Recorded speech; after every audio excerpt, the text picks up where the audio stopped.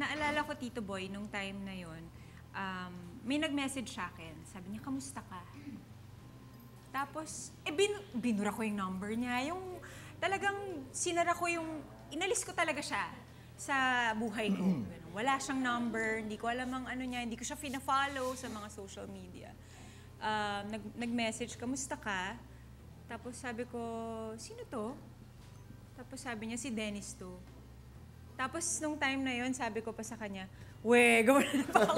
Talaga ba? Yung parang akala ko may nantitrip lang sa akin ng mga friends ko, ganyan. Tapos maya-maya tumatawag, kinakabahan ako, sasagutin ko ba to? Pag sagot ko, narinig ko agad yung boses niya. Siya nga talaga. Hindi ako makapagsalita para akong binuhusan ng malamig na tubig. But did you like that feeling? Grabe yung kaba. Did you like that feeling? Oo naman. Di ba? May ganun. Iba yung positive na kaba. Yung kaba na may kilig, gano'n.